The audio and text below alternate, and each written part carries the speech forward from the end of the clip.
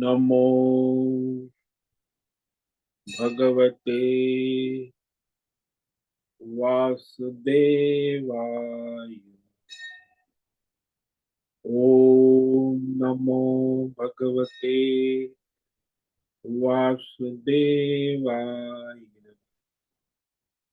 ओम नमो भगवते वासुदेवाय। ओम नमो भगवते वासुदेवाय।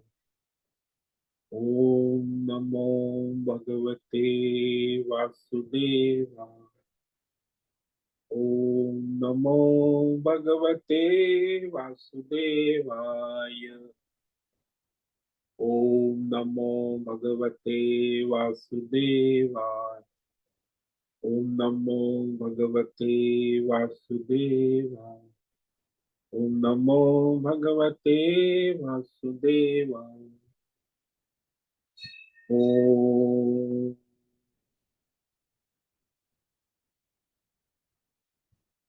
श्री परमात्मने नमो नमः। ओम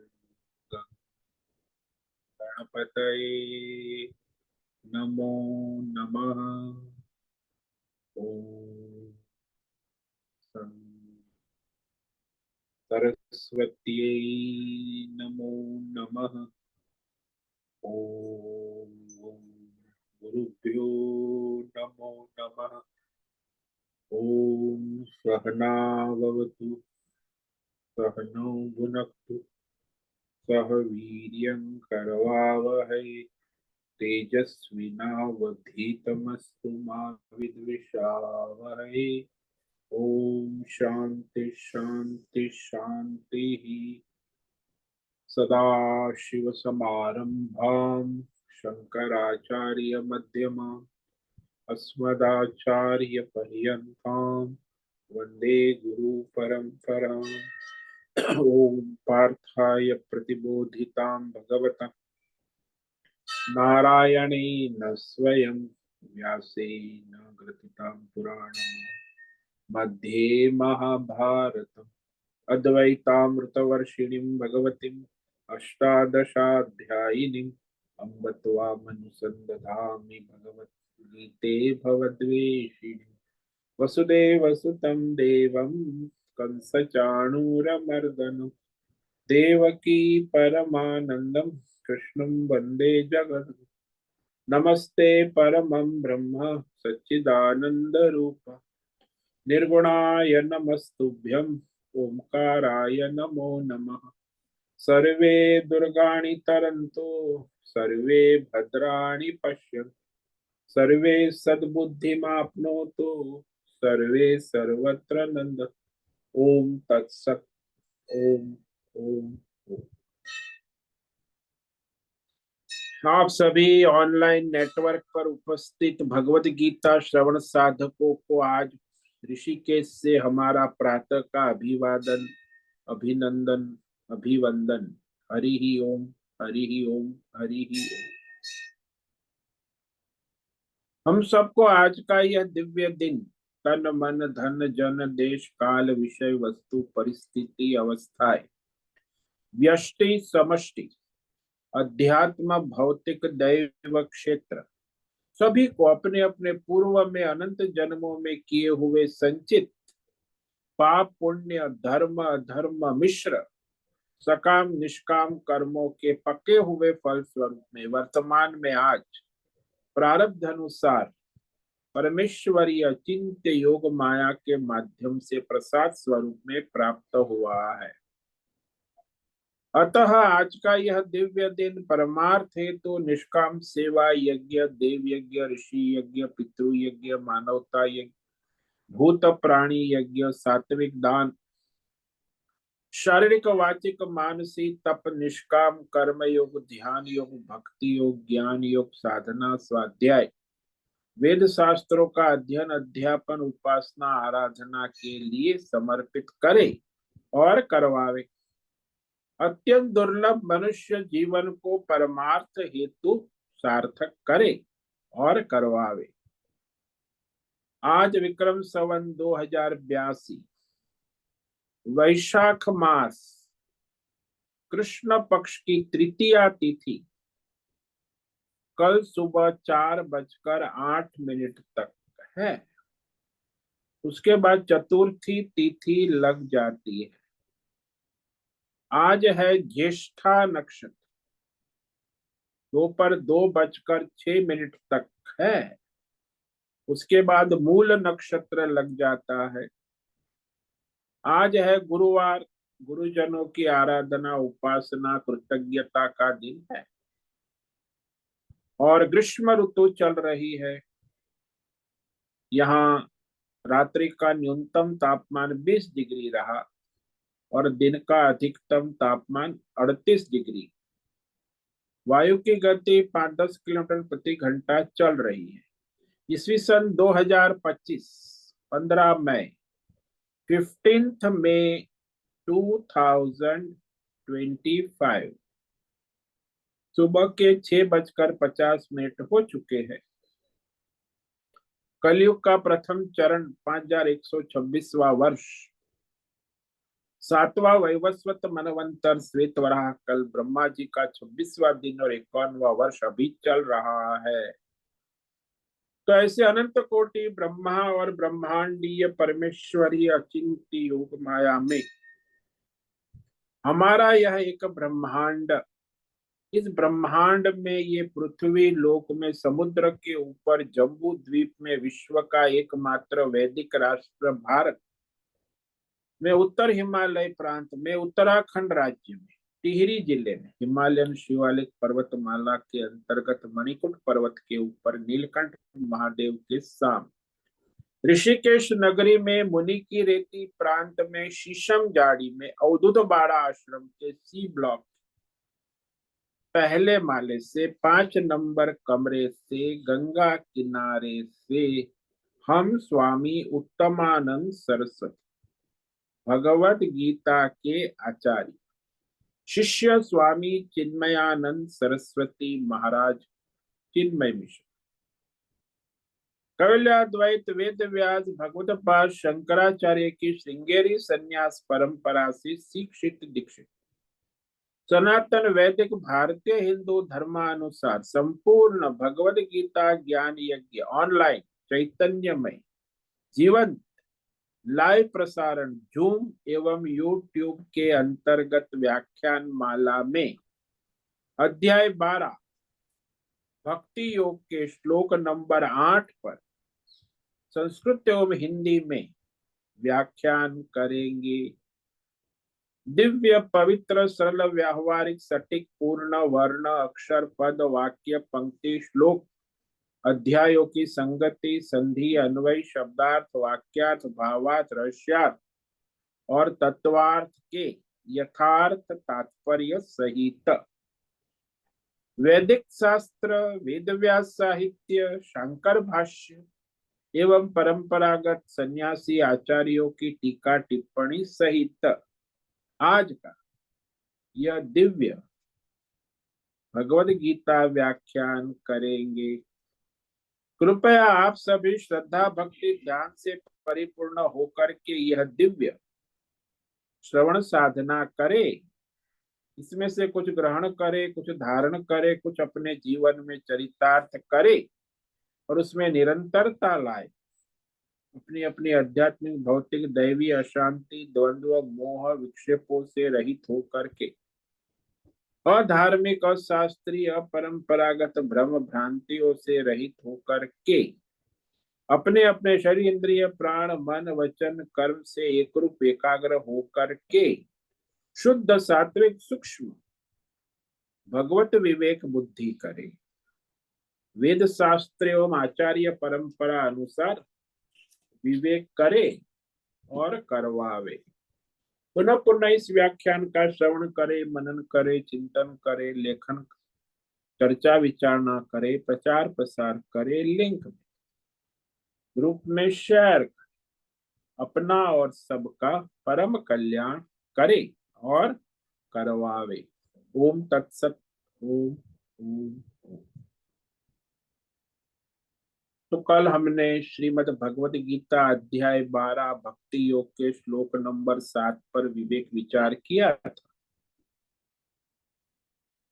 तो 6 और 7 में भगवान कहते हैं कि जो केवल परमात्मा के परायण रहने वाला भक्त है, अनन्य निष्काम भक्त, जो संपूर्ण कर्म स्वधर्म कर्तव्य यज्ञ दान तप सारे कर्मों को उपासना को केवल परमात्मा में अर्पण करके, यानी सगुण विश्वरूप परमेश्वर की उपासना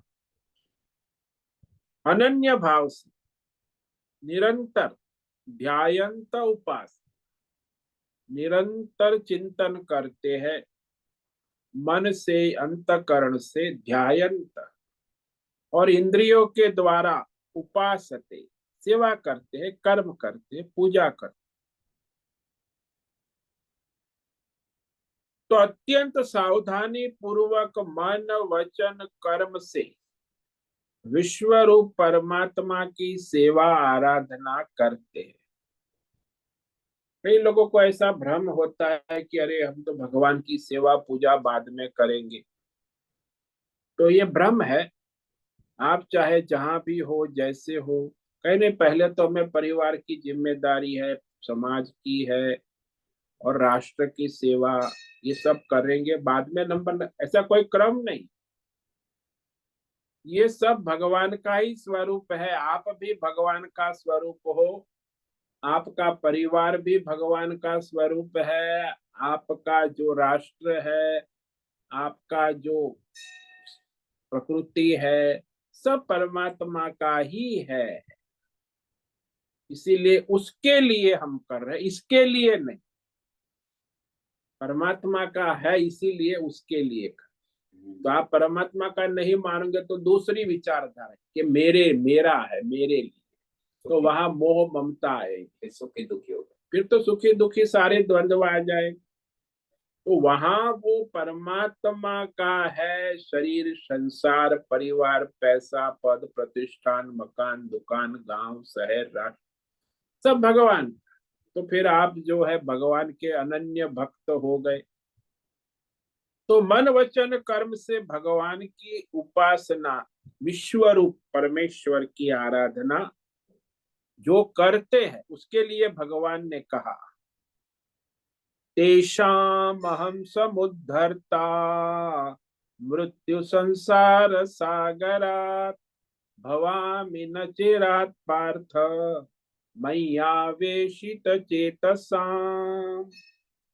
पार्थ, अरे पृथा के बेटे सुनो, जो इस प्रकार विश्व रूप सगुण परमेश्वर में अपना मन वचन कर्म लगाने वाला अनन्य भक्त, निष्काम भक्तों का भगवान कहते मैं स्वयं शीघ्र ही मृत्यु संसार सागर, ये मृत्यु संसार है, काल रूप सागर में सारे डूब रहे हैं।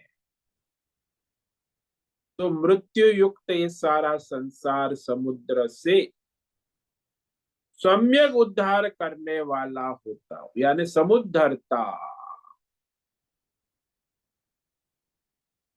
ये मृत्यु संसार सागर क्या है? अज्ञान, और अज्ञान से अहंकार, और अहंकार से फिर कामना, और कामना से फिर कर्म, और कर्म से फिर फल, और फिर संसार चक्र चक्र चलता रहता है। वो अनंत जन्मों से चलता रहा है, अभी भी चल रहा है, आगे भी चलता रहे। बोले इस चक्र को काट देते, भगवतमय हो जाते, तो अज्ञान का नष्ट होना ही मृत्यु संसार सागर से पार हो। ये सब भगवान है और सब भगवान का है, सर्वत्र भगवान की सत्ता है और ईश्वरी है जो सारी व्यष्टि समष्टि सृष्टि का मूल आधार है। तो ऐसे अनन्य भक्त का भगवान उद्धार करने वाले हो जाते हैं। अब वो अनन्य भक्त होने के लिए साधना बताते हैं। तो आगे जो है इस संसार से पार उतरने के लिए भगवान अर्जुन को साधना का विवेक कराते। तो आगे श्लोक नंबर 8 से लेके 11 तक 4 प्रकार की साधना, ये भक्ति योग जो अभी कहा ना, अनन्य भक्ति योग, वो 4 प्रकार का योग साधना है। निष्काम अनन्य भक्ति योग के 4 प्रकार। पहला प्रकार भगवान कहने जा रहे हैं वो है मन बुद्धि अनन्य भाव से भगवान में लगाए, वेद शास्त्र आचार्य परंपरा अनुसार विवेक करे, मन बुद्धि को चलाए।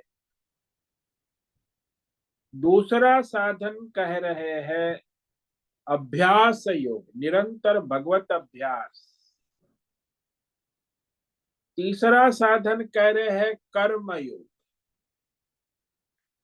और चौथा साधन कहेंगे कर्म फल त्याग योग, फल त्याग।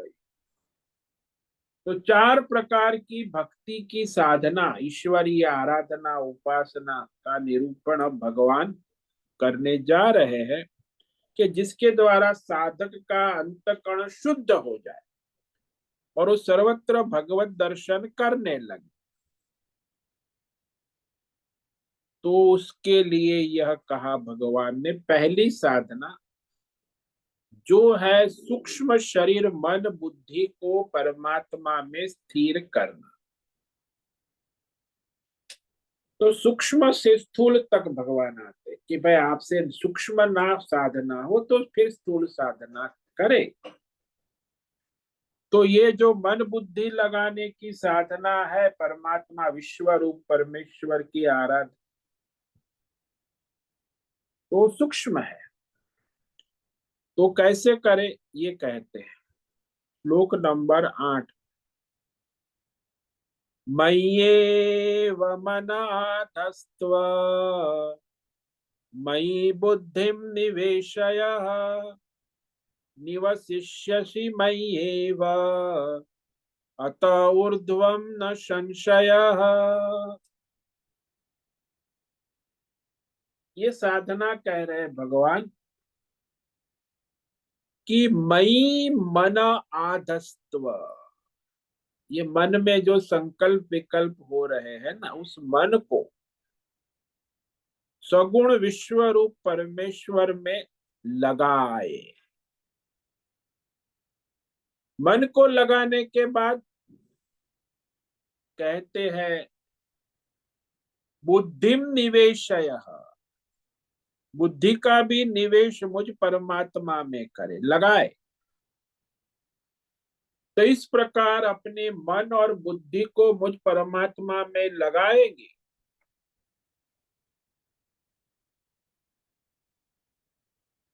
तो कहते हैं इसमें कोई संशय नहीं कि तुम मुझ परमात्मा में निवसिष्यसि, मयि एव निवस, मुझ परमात्मा सगुण विश्व रूप परमेश्वर में निवास करोगे।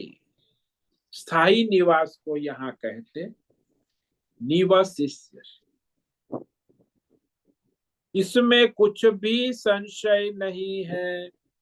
संशय यानी संदेह दुविधा रखने की कोई आवश्यकता नहीं है। यानी ये जो भगवान कह रहे हैं वो 1000% 1000% सत्य है, करने योग्य है। तो संशय होता है तो फिर वो 90% 80%, तो भगवान ने कहा ये 100% बात में 1000%। इस साधना में कोई संशय करने की आवश्यकता नहीं, कोई अपवाद नहीं।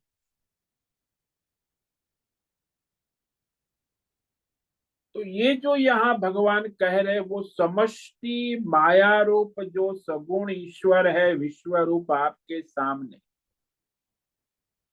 तो सबके हित भले कल्याण के लिए मन से संकल्प विकल्प करे कि मैं इसका कल्याण भला कैसे करूं।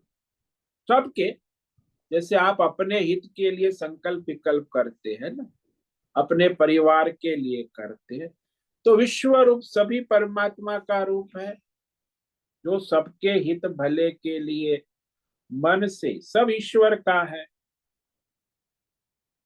संकल्प विकल्प करे और बुद्धि से ईश्वर के लिए निश्चय करे कि ये सब जो है तन मन धन जन, ये सब ईश्वर के लिए, मेरे लिए नहीं है, मेरे परिवार के लिए नहीं, मेरे स्वार्थ के लिए नहीं। भगवान ने मुझे जो ये तन मन धन जन दिया है, वो परमार्थ के लिए दिया है, सबके हित के लिए। ये लोग ज्यादातर 99% कहते सब मुझे भगवान ने मेरे भोग के लिए, अपने स्वार्थ के लिए, अपने संग्रह के लिए। ये सबसे बड़ी भ्रांति है। ईश्वर ने आपको जो भी तन मन धन जन दिया है, वो ईश्वर की सेवा आराधना विश्व रूप सबका हित भला कल्याण करने के लिए। लेकिन आज के जमाने में सबका अहित करके अपना हित करने का कितनी लूट चली है दुनिया। अभी सबका हित करके उसका कल्याण कैसे होगा? अहित करके बनिया सारी जिंदगी लोगों को लूट लूट के करोड़ों अरबों पति बन जाता है, प्रकृति दुनिया, तो उसका क्या हित कल्याण हो? भाई हित कल्याण तो तभी होगा जब आप सबकी सेवा करते। तो मन से संकल्प विकल्प करे ईश्वर के लिए, सबके लिए, और बुद्धि से निश्चय करे कि ये सब मैं जो नहा रहा हूँ, खा रहा हूँ, पी रहा हूँ, तन मन धन जन से जो भी व्यवहार कर रहे हैं, वो विश्व रूप परमात्मा की सेवा है।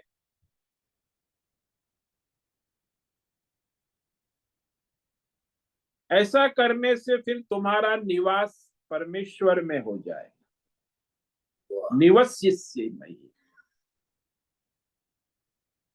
तुम्हारा निवास स्थान ही ईश्वर हो जाए। इसमें कोई संशय नहीं है। भगवान कहते इस वाक्य में कोई संशय करने की आवश्यकता है।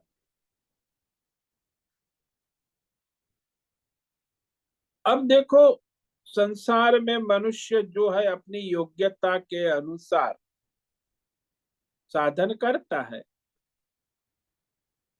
शरीर इंद्रिय वाणी मन बुद्धि से संकल्प विकल्प करता है, सभी करते हैं, निश्चय भी करते हैं। वो तो निरंतर करना ही है, क्योंकि मन जो है संकल्प विकल्पात्मक है और बुद्धि जो है वो निश्चयात्मक वृत्ति है।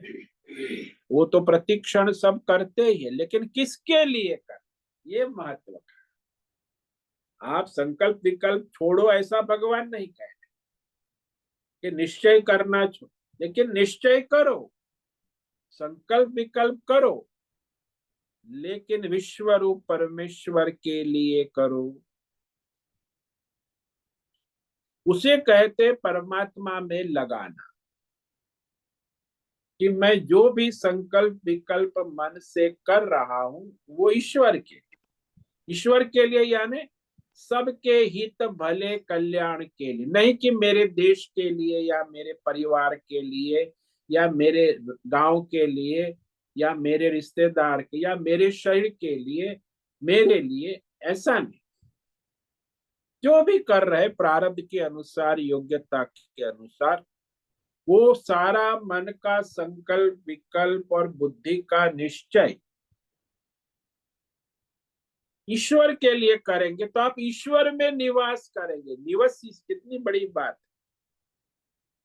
कि आपका निवास ही ईश्वर हो जाए, ईश्वर में आपका निवास हो जाए। लेकिन संसार में देखते हैं हम कि ज्यादातर मनुष्य का मन और बुद्धि कहाँ लगा रहता है? धन में, पुत्र में, पत्नी में, पति में, व्यापार धंधे में, मित्र में, प्रतिष्ठा में, न जाने कितने लौकिक सांसारिक विषय, भौतिक विषय में, अध्यात्म विषय में, देवी देवताओं में लगा रहते और दौड़ते रहते, लेकिन वो सब परमात्मा का स्वरूप है, इस भाव से बुद्धि मन करना है।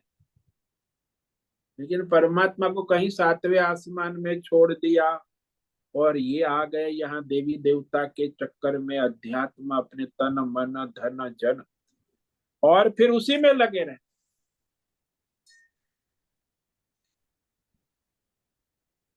यहाँ कहा कि जो भी है सारा आधस्त्व कहा है, आधस्त यानी संपूर्ण श्रद्धा से जो भी है सब भगवान का है। ये तो सर्वाण कर्माणि तीनों काल में, कर्माणि तीनों लोक में सन्न्यस्य मत्पराः और तीनों अवस्थाओं, अन्यन्येनैव योगेन मां तीनों अवस्थाओं में, तीनों लोक में, तीनों काल में मन और बुद्धि परमात्मा में निवेशय का। वो कैसे होगा? बोले जैसे भगवान की आराधना करनी है तो कहेगी आज एकादशी है, तो मन बुद्धि किसमें निवेश करेंगे? भाई भगवान का एकादशी व्रत करेंगे, भगवान का भजन करेंगे। काल में भी मन बुद्धि का निवेश हो गया भगवान में, तो एकादशी काल, पूर्णिमा। देश में निवेश करे तो तीर्थ स्थान है कि भाई द्वारका है, मथुरा है, वृंदावन है, ज्योतिर्लिंग है, ये सारा देश, ऋषिकेश है, चार धाम, बद्री केदार यमुनोत्री। तो ये देश में मन बुद्धि को लगाए, विषय में यानी ये सारे जो विषय है, तुलसी है, गाय है, भगवान के साथ जिसका संबंध है, विभूति सारी भगवान ने विभूति योग में 84 विभूति कही, तो विभूतियों में लगाए, मन और बुद्धि को इस प्रकार लगाए। लेकिन उसके लिए बहुत ही धैर्य चाहिए और श्रद्धा पूर्वक भगवान में स्थिर करे मन और बुद्धि, उसके लिए विचार। जैसे वो माता होती है, वो माता मन और बुद्धि कहाँ लगाती है?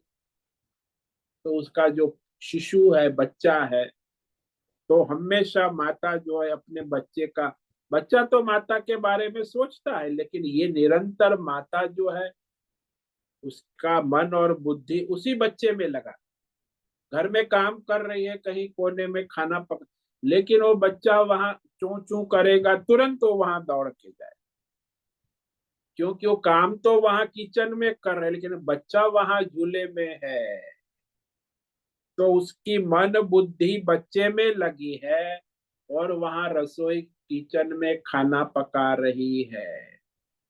ऐसे ही मनुष्य अपना स्वधर्म करे जहां भी हो, लेकिन उसकी मन बुद्धि जो है वो परमेश्वर, सगुण ईश्वर, विश्व रूप परमात्मा में निवेशय कहा, निवेश करना है। तो लोग व्यापार आजकल निवेश करते हैं ना, शेयर बाजार में निवेश करते हैं, बैंक में फिक्स डिपॉजिट में निवेश करते हैं। यहाँ कहते हैं कि हम ये बैंक में निवेश नहीं करते, अपना परमात्मा ही बैंक है ना, सगुण ईश्वर परमेश्वर। तो हमारा जीवन का सारा व्यापार, जीवन को भगवान में निवेश करे, लगाए, निरंतर लगाए, देश काल विषय परिस्थिति के अनुसार लगाए। ये बड़ी बात। यदि ऐसा आप कर सकते हैं तो क्या ऊर्ध्वम मयि एव निवस्तुम, मुझ परमेश्वर में ही निवास करोगे। जीते जी भी मुझ परमेश्वर में निवास करोगे, ईश्वर में, और मरने के बाद भी मुझ और कहीं आपको आना जाना नहीं होगा। लगाओ मुझ परमेश्वर में अपना मन निवेश, मन और बुद्धि भगवान में स्थिर करो। एक बार एक माता जी जो थी वो किसी संत के दर्शन करने गई और संत को जाके कहती है, महात्मा जी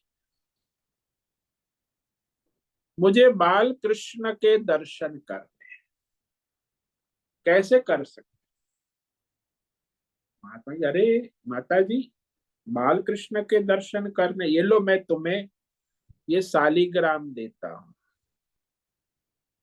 इसी को बाल कृष्ण समझकर मन बुद्धि वाणी इंद्रियों से सुबह से शाम उसकी सेवा करो। ये बाल कृष्ण है। जैसे आप अपने बच्चों की देखभाल करती है ना, वैसे इस शालिग्राम को बाल कृष्ण समझकर सुबह उठाओ, नहलाओ धुलाओ, फिर उसे नाश्ता कराओ, फिर विश्राम सत्संग कराओ, फिर उसे भोजन कराओ, विश्राम कराओ, रात को उसे टहलने ले जाओ, फिर उसको सुलाओ। तो ये बाल गोपाल है बस। तो माता जी बड़ी श्रद्धा भक्ति वाली थी, तो वह अपने घर चली गई, शालिग्राम लेकर बाल कृष्ण सगुण। वो तो लग गई सुबह से शाम शालिग्राम की पूजा पूजा आराधना। तो इतनी भक्तिमय हो गई कि उसको बाल कृष्ण और शालिग्राम के सिवा उसका मन बुद्धि कहीं जाता ही। बस संकल्प का भी क्या करेंगे, कौन सा कपड़ा पहनेंगे, उसको आज क्या खाना भोग चढ़ाएंगे, आज उसको नहलाएंगे, कौन से कपड़े पहनाएंगे, फिर उसको क्या आभूषण पहनाए, निरंतर उसी का चिंतन, संकल्प विकल्प। तो भगवतमय हो गई बाल गोपाल। बाल गोपाल को बड़ी दया आई, भगवान स्वयं आ गए बाल कृष्ण बनकर, उसकी झोपड़ी पर खटखटाया, खट खट खट। बोले कौन है? तो कहा मैं बाल कृष्ण हूँ, स्वयं तुम्हें दर्शन दे। अरे अभी मेरे बाल कृष्ण को मैंने भोग लगाया है, अब बाहर बैठो तुम, मैं अभी इनको सुलाकर फिर आपसे बात बात करूंगी। तो बाल गोपाल को बाहर बिठा, फिर ये उसके शालिग्राम बाल गोपाल थे, उनको भोग लगाया, सुला दिया, सो गए, कपड़ा चद्दर ओढ़ा दी, और फिर वो आ गई बाहर कि बोलो भाई, आप कहते हो मैं बाल कृष्ण हूँ, तो ये दो बाल कृष्ण कहाँ से आ गए?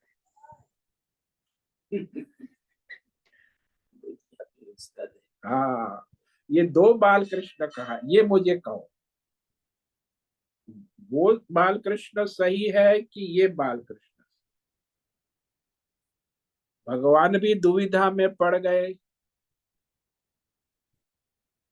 कि वो जो बाल कृष्ण है वो भी मैं हूं, और ये बाल कृष्ण है वो भी मैं। यहाँ दो बाल कृष्ण नहीं है माता जी, भगवान कहते, जिसकी तुम उपासना कर रही हो वो भी मैं हूँ, और जो मैं तुम्हारे सामने खड़ा हूँ बाल गोपाल बाल कृष्ण वो भी। यानी दो बाल कृष्ण कभी हो ही नहीं सकते।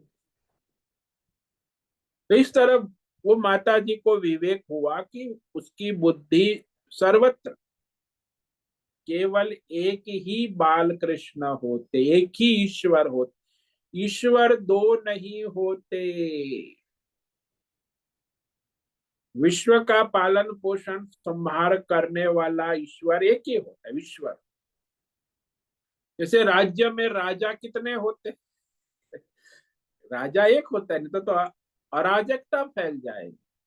ये विश्व में सब एक ईश्वर है, तभी तो सारी विश्व की सारी स्थिति चल रही है। तो ये कहा कि देखो, तुम मुझ में ही निवास करोगे यदि आप ईश्वर भाव से स्थित हो गए। मय्या वेशित चेतसा।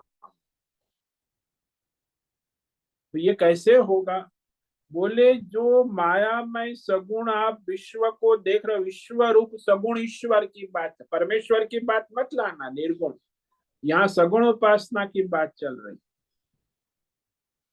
तो सगुण ईश्वर विश्व रूप मायामय त्रिगुणात्मक जो है, व्यष्टि समष्टि। अब ईश्वर की जो हमारी यहाँ मान्यता है, इसमें एक तो ईश्वर जो है श्री कृष्ण को ईश्वर कहते हैं, दो भुजा द्वारी कृष्ण लीला। दूसरा कृष्ण कहते हमारे यहाँ विष्णु चतुर्भुज। तीसरा भगवान ने यहाँ बताया विश्व रूप दर्शन, ये भी तो सगुण ईश्वर है। और चौथा जो उन्होंने कहा विभूति योग, 84 विभूतियां जो कही 10वें अध्याय, वो भी भगवान का ही स्वरूप है। और आपके इष्ट देव इसमें से कोई भी हो सकते। तो ये सारे ईश्वर है, सगुण ईश्वर। सगुण ईश्वर में भी बहुत सारी विविधता है, केवल एक विश्व रूप नहीं। तो वो ईश्वर चाहे आपके कोई भी इष्ट प्रिय ईश्वर हो, तो उसमें मन लगाना है। क्योंकि मन का स्वभाव निरंतर संकल्प विकल्पात्मक है और रहेगा। संसार में भी वो निरंतर संकल्प विकल्प करता है। संकल्प विकल्पात्मक मन, मन की वृत्ति हमेशा ऐसी ही रहे। अब भगवान कहते कि आप मन मानी बुद्धि मानी अपने अहंकार से संकल्प विकल्प ना करो। जीव भाव से, अहंकार से मन मानी संकल्प विकल्प ना करो। ईश्वर शास्त्र और आचार्य परंपरा से मन के द्वारा विवेक विचार करो। यानी मन को ईश्वर में लगाओ, शास्त्र में लगाओ, आचार्य परंपरा में, और ईश्वर में रखो। अब आज के जमाने में मन कहाँ लगता है? तो सबका मन आजकल, सरकार हो या मनुष्य हो या बच्चा हो, युवा हो, उसका मन केवल पैसे में लगता है। सबका मन पैसे में लगता है लेकिन कहे ईश्वर में लगाओ तो नहीं लगता है, शास्त्र में लगाओ तो नहीं लगता है, आचार्य परंपरा सत्संग करो नहीं लगता है, लेकिन पैसे गिनने में लगता है। गिनते रहो, पैसे का हिसाब किताब बड़ा मन लगता है। हिसाब किताब में तो सब पक्के, लेने वाला भी पक्का, देने वाला भी पक्का। धन का हिसाब किताब बहुत चलता है, चाहे 2-5 रुपए का हो या अरब करोड़ डॉलर का हो। अब जब ऐसी बुद्धि हो गई, जड़ बुद्धि, तो वहां कहाँ ईश्वर आएगा, कहाँ शास्त्र आएगा, कहाँ आचार्य परंपरा आएगी। लेकिन इससे हटाना हो, तब जाके धन से, संसार से मन को हटाकर ईश्वर में लगाना होगा।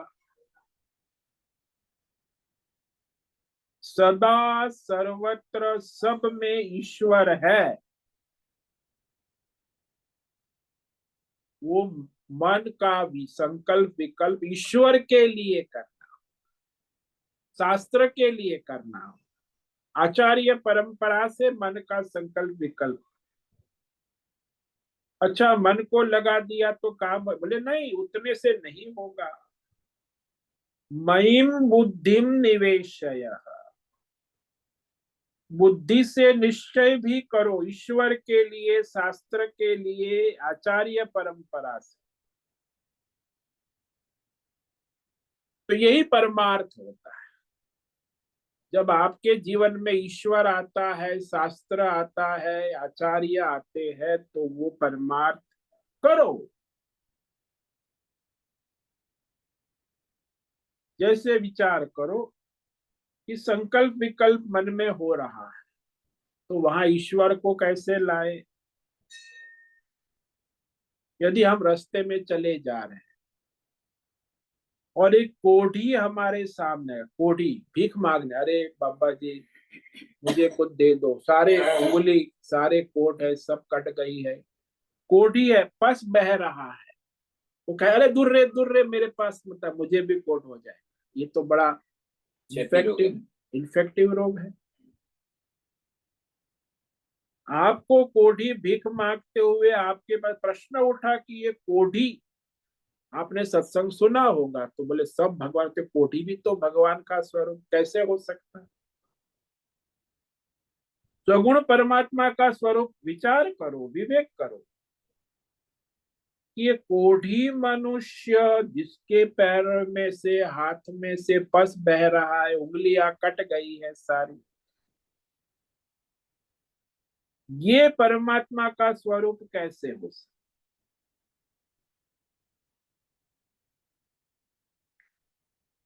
तो यहाँ देखो, कोढ़ी जो है उसके लिए विवेक विचार ये करो कि कोढ़ी है, तब कोढ़ी है इसीलिए है के रूप में ईश्वर है, परमेश्वर है के रूप। कोढ़ी दुख का अनुभव कर रहा है, वो कहता है मैं दुखी हूं, परेशान हूं, मुझे कोई मदद करो। तो कोढ़ी जानता है कि मैं दुखी हूं, तो उसमें ज्ञान भी है, जानता है कि मैं कोढ़ी हूं, ज्ञान है, तो ज्ञान स्वरूप भी है, ज्ञान भी परमात्मा का स्वरूप है। कोढ़ी दुख का अनुभव कर रहा है, इसीलिए उसके प्रति हमारी सहानुभूति हो।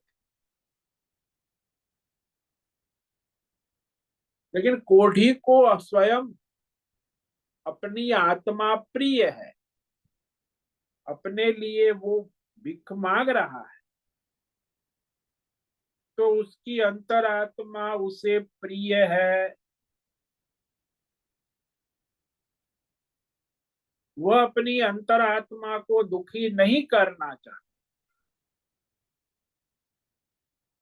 वो कोढ़ी है लेकिन अपनी अंतरात्मा को प्रेम करता है, अनन्य प्रेम। इसलिए उसकी अंतरात्मा आनंद स्वरूप है, तो उसकी आत्मा यदि आनंद स्वरूप ना होती तो वह उसे प्रेम कैसे करता? अनन्य प्रेम करता, सुख आनंद की इच्छा करता, सुख आनंद की इच्छा करता है, मतलब वो सुख से प्रेम करता है। आप भी सुख की आनंद की इच्छा करते हो, मतलब आपका सुख के प्रति अनन्य प्रेम है, आनंद है। इसीलिए वह कोढ़ी जो है सच्चित आनंद परमात्मा ही है। इस रूप से देख, सत्य यानी है, चित्त यानी जानता है कि मैं कोढ़ी हूं, और उसे अपना आत्मा प्रिय है, इसीलिए वो आनंद स्वरूप। इस प्रकार कोढ़ी को सच्चिदानंद परमात्मा से अलग नहीं कर सकते हैं। जैसे कोढ़ी को परमात्मा से अलग नहीं कर सकते, संसार के किसी भी विषय, चाहे भौतिक हो, चाहे अध्यात्म हो, चाहे दैव, सभी विषय है के रूप में, ज्ञान के रूप में, सुख के रूप में एक समान।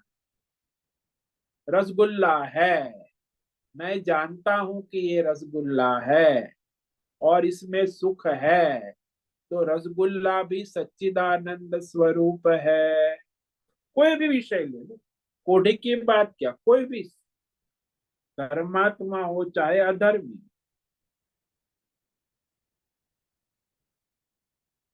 तो यह विवेक करना आवश्यक। इस प्रकार एकमात्र विश्वरूप परमेश्वर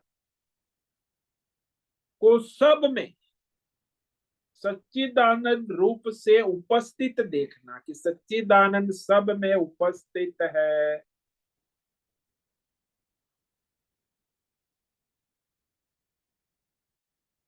और बुद्धि का और मन का संकल्प विकल्प एक ही होना चाहिए। संकल्प विकल्प भी एक समान है कि ये सच्चिदानंद है, और निश्चय भी करना है कि ये सब सच्चिदानंद परमात्मा रूपी है। ये विवेक करना हो, यहाँ बुद्धि काम करेगी। और बुद्धि कौन सी? जो शास्त्र आचार्य परंपरा से विवेक करती है, ऐसी बुद्धि। अपनी मनमानी बुद्धि, आजकल जो बुद्धिमानी चल रही है दुनिया में, ये नहीं काम करे। यहाँ परमेश्वर का विवेक करने के लिए वेद शास्त्र आचार्य परंपरा के जुड़ी हुई बुद्धि, विवेक बुद्धि, तब वो विवेक यथार्थ होगा।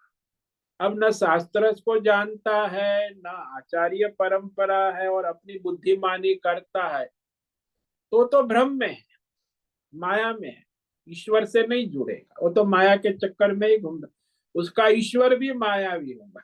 अपनी बुद्धिमानी से अपने मायावी ईश्वर के वास्तविक ईश्वर तत्व तक नहीं पहुंच पाएगा।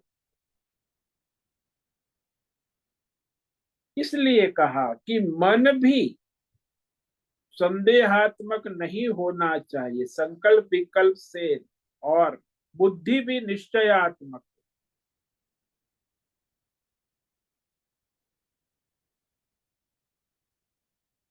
यानी कहीं भी मन जाए तो पहले उसका मूल विचार होना चाहिए कि ये सच्चिदानंद परमात्मा ईश्वर रूप में मेरे सामने आ गए हैं।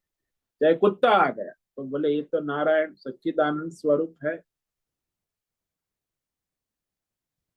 और किसी दृष्टि में ना जाए, मूल रूप से परमात्मा में ही उसकी दृष्टि बनी है।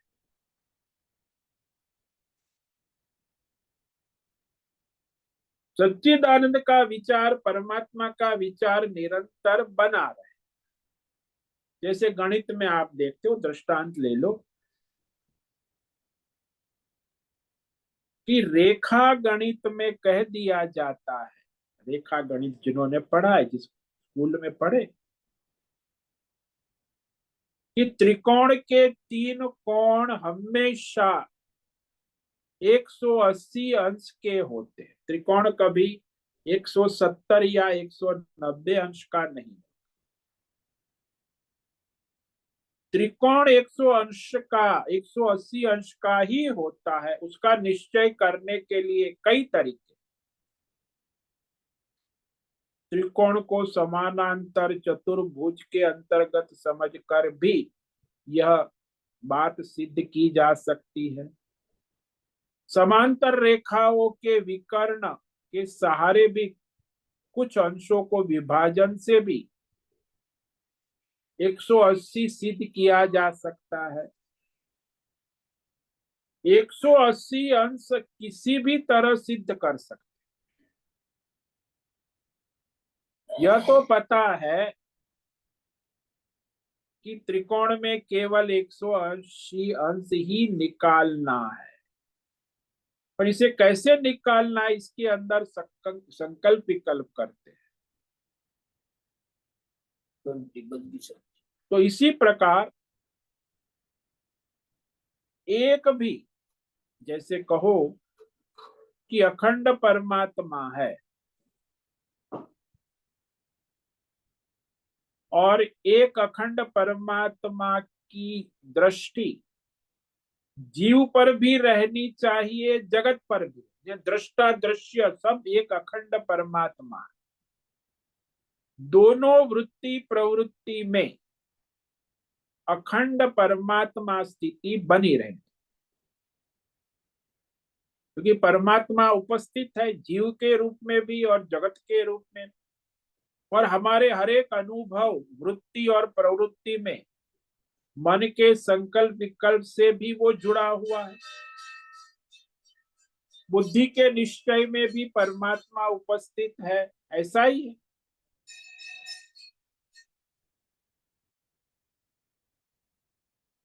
तो इस प्रकार समष्टि रूप से परमेश्वर का विवेक करें।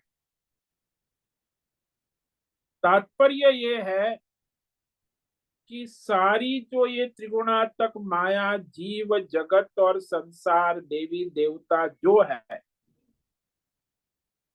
उसमें परमात्मा सर्व रूप से उपस्थित है।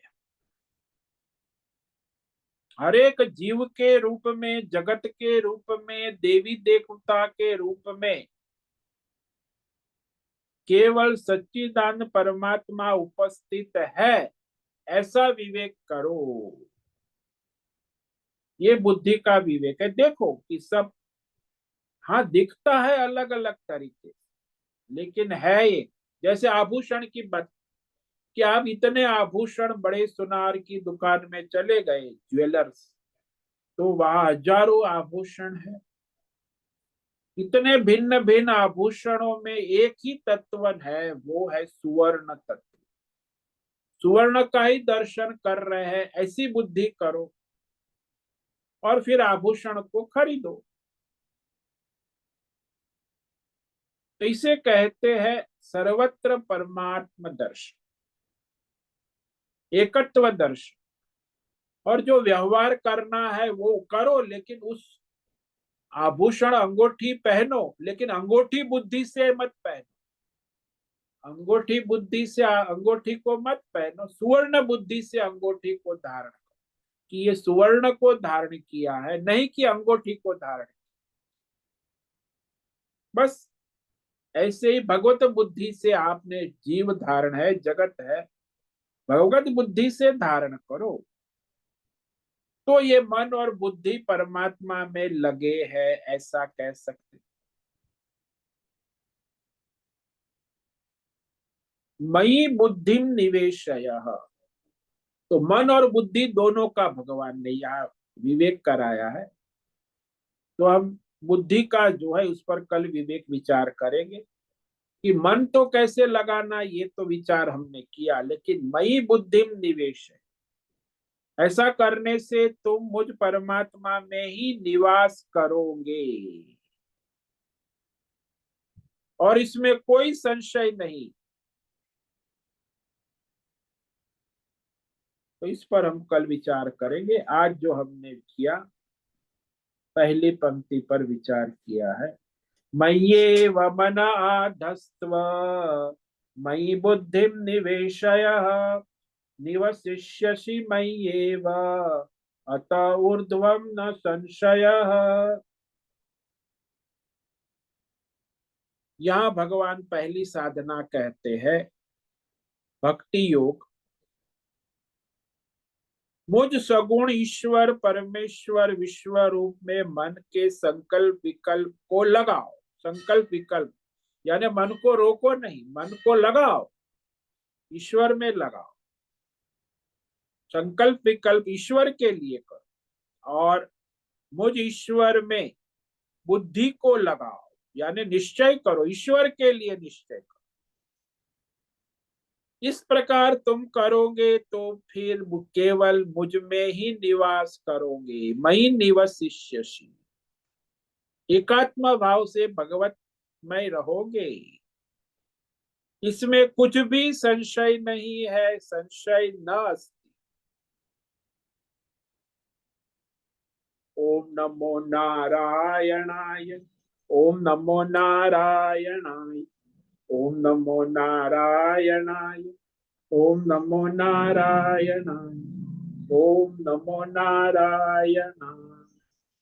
कायेन वाचा मनसेन्द्रियैर्वा बुद्ध्यात्मना वा प्रकृते स्वभाव करोमि यद्यत् सकलं परस्मै नारायणायेति समर्पयामि। ओम सर्वे भवन्तु सुखिनः, सर्वे सन्तु निरामयाः, सर्वे भद्राणि पश्यन्तु, मा कश्चित् दुःखमाप्नुयात्। अस्तु मा सद्गमय, तमसो मा ज्योतिर्गमय, मृत्योर्मा मृतंगमय। ओम पूर्णमद पूर्णमिदं पूर्णात् पूर्णमुदच्यते पूर्णस्य पूर्णमादाय पूर्णमेवावशिष्यते। ओम शांति शांति शांति। शंकरं शंकराचार्यं केशवं बादरायणं सूत्र भाष्य कृतौ वंदे भगवन्तौ पुनः पुनः। ईश्वरो गुरुरात्मेति मूर्ति भेद विभागिनि व्योमवद्व्याप्तदेहाय दक्षिणामूर्तये नमो नमः। ओम गुं गुरुभ्यो नमो नमः। ओम तत्सत् ब्रह्मार्पणमस्तु। ओम ओम ओम।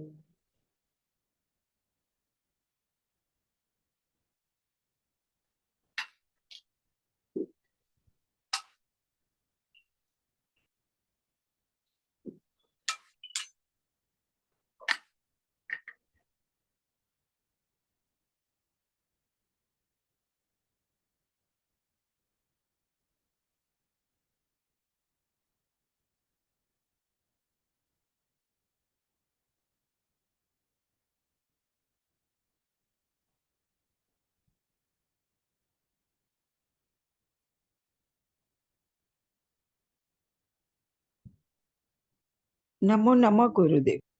हाँ बोलो नैना बेन।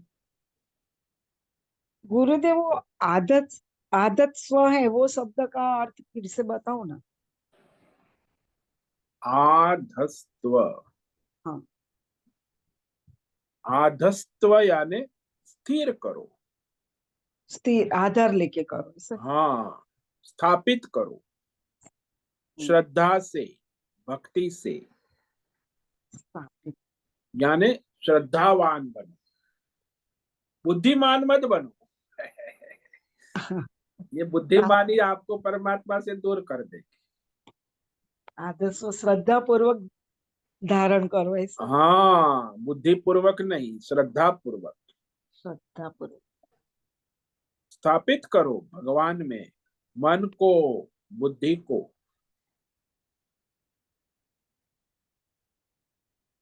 क्योंकि बिना श्रद्धा के इस परमार्थ में आप आ ही नहीं सकते।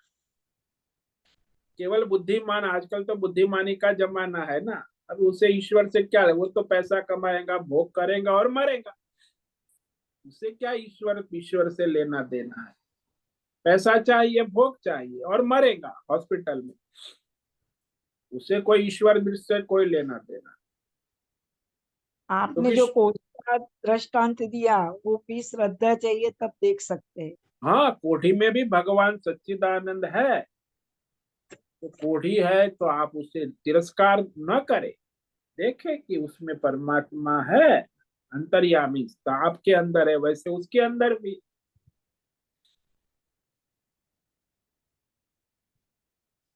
पहले तो तो मानना ही कठिन है। हाँ, वो बुद्धि मानेंगे नहीं, फिर कहाँ से बुद्धिमानी करने लगेंगी, तो कहाँ श्रद्धा रखनी होगी, तब जाके होगा। और गुरुदेव मानते हैं, श्रद्धा रखते हैं, पर पास नहीं जा सकते और सेवा नहीं कर सकते। इतना अंतर तो अभी रहता ही हाँ, कितना। तो वो तो फिर वो अभी आपकी श्रद्धा है नहीं, दृढ़ नहीं है। तो श्रद्धा नहीं है उसमें से। नहीं नहीं, श्रद्धा दृढ़ नहीं है, केवल बुद्धिमानी है। श्रद्धा हो तो वहां प्रश्न ही नहीं उठता है कि वो तो भगवान का ही स्वरूप है। हमारे एक यहाँ सन्यासी थे, वो कोढ़ी की सेवा करते, तो वो उनका प्रभाव था।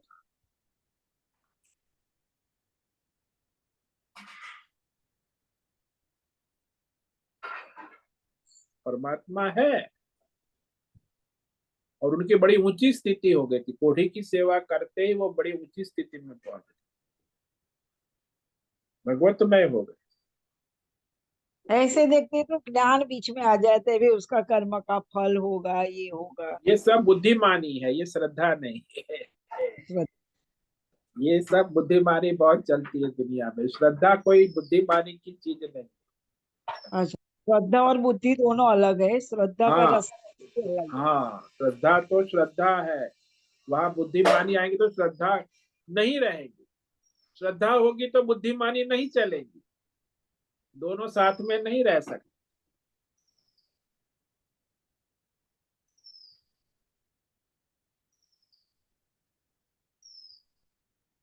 जब ये सोचते हैं तब ख्याल आता है कि भगवान का रास्ता कितना कठिन है, श्रद्धा हाँ तो पे। कठिन तो है ही, जो संसारी है, संसार में लगा है, काम क्रोध राग द्वेष में द्वंद्व, तो उसका मन तो उसी में राग द्वेष द्वंद्व में ही है, भगवान में कहाँ स्थिर होगा।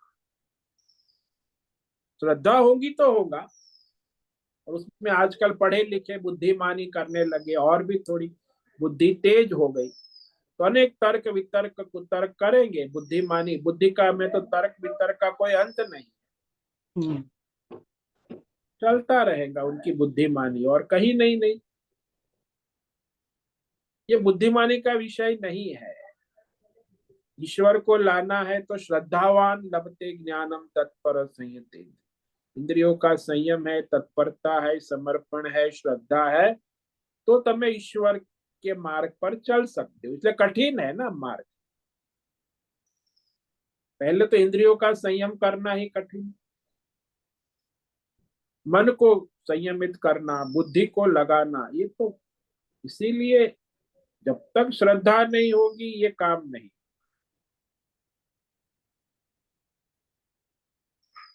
स्थिर होना चाहिए ना, श्रद्धा से स्थिर होती है बुद्धि, मन भी लगता है भगवान।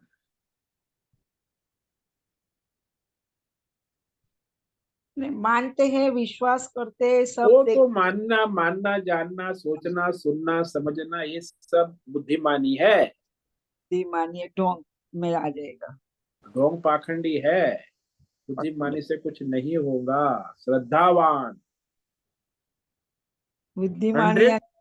हाँ हम नहीं करते तब तक हम ही उसमें आ गए। हाँ, तो जब बस वही बात है। तक नहीं जाते। संसारी का मन जो है कहाँ लगता है? धन में लगता है, पुत्र में लगता है, स्त्री में लगता है, व्यापार में लगता है, परिवार वाले स्वजनों में लगता है, मित्र में लगता है, प्रतिष्ठा में लगता है, मेडल में लगता है, लेकिन भगवान में नहीं लगता। यही तो संसारी की गति है ना। मन बुद्धि इसी, जहां लगता है इसकी जगह पे ईश्वर में लग, बस। मन बुद्धि का डाइवर्जन है, दोनों की दिशा अलग है। यदि आपका मन बुद्धि संसार में लगा है तो आप पूर्व दिशा में जा, और यदि आपका मन बुद्धि परमात्मा में, ईश्वर लग, तो आप पश्चिम दिशा। दोनों की दिशा ही अलग है, दोनों दिशा में एक साथ में कैसे जा सकते हैं? संसार में भी जाना है और ईश्वर में भी जाना है, कैसे जाएंगे? आप गाड़ी पूर्व में चलाओगे तो पश्चिम में कैसे चलाओ? पश्चिम में चलाओगे तो पूर्व में कैसे चलाओ?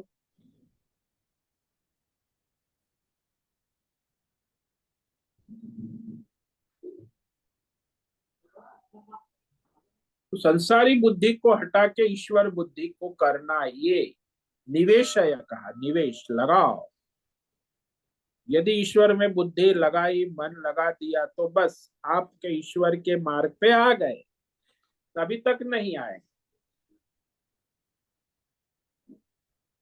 फिर तो कहा मुझ में ही निवास करेगा, यानी एकात्म भाव से यह परमात्मा में ही स्थान हो जाएगा, निवास स्थान ही परमात्मा हो जाएगा।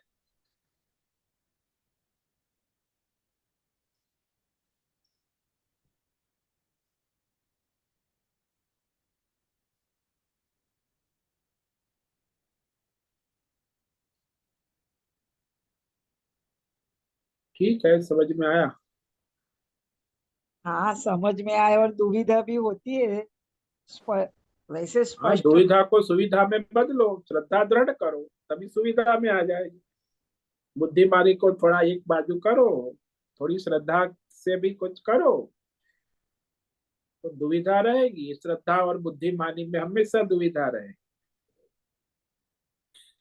अभी तो भगवत शरण याद आता है बस, हाथ जोड़ के हाँ, तो भगवान। शरणागति ही श्रद्धा है ना। श्रद्धा है तो शरणागति है, नहीं तो कहाँ से शरणागति। फिर तो अहंकार, अहंकार और श्रद्धा नहीं, साथ में नहीं रह सकते। शरणागति कुछ सिखा सकती है। हम्म। हाँ, नमो। अनुग्रह भगवान का होता है, यदि समर्पण है, शरणागति है, तो आपका प्रयत्न भी होना चाहिए, ईश्वर का अनुग्रह भी होना चाहिए, दोनों बातें जरूरी। प्रयत्न पहले होना चाहिए। हाँ, और ईश्वर का अनुग्रह भी होता है। नमो नमः गुरुदेव। ओम नमो नारायण। ओम नमो नारायण। ठीक है, आज उपस्थित है अश्विनी कोठे होस्ट है, राजेश मोलकर को होस्ट है, नैना पुरोहित, संजीवनी श्रीरंग रानडे, राय बहादुर, अजय रत्न पारखी, अनुराधा जेठे, बीबी शर्मा, बीना चित्तलिया, जीवी कुमार, हेमा कोटक, इला जोशी, जयंती पांडा, करुणा कोहली, मीरा उच्चिल, मीनाक्षी काले, पंकज भट्ट, पृथ्वीराज मालव, राम सेवक यादव, रेशा रथ, सुचिता पाटिल, सुनील ठाकुर, उषा मेनन, विशाल बेडेकर और अंजलि जोशी। इतने साधक उपस्थित, सबका आज का दिन मंगलमय हो, परमार्थ करे और सबका कल्याण करे। सभी को आज का ओम नमो नारायण। ओम नमो नारायण। ओम नमो नारायण। नारायणाय स्वामी। सबको ओम नमो नारायण। ओम नमो ओम नारायण नमो स्वामी जी। नारायणाय। ओम नमो नारायण। नारायणाय। मुझसे निवेदन है, आज का सत्संग पूर्ण करें। ओम नमो नारायणाय। ओम नमो नारायण स्वामी। ये सत्संग हम यही पूर्ण करते हैं। सभी साधकों को ओम नमो नारायणाय। ओम नमो नारायणाय।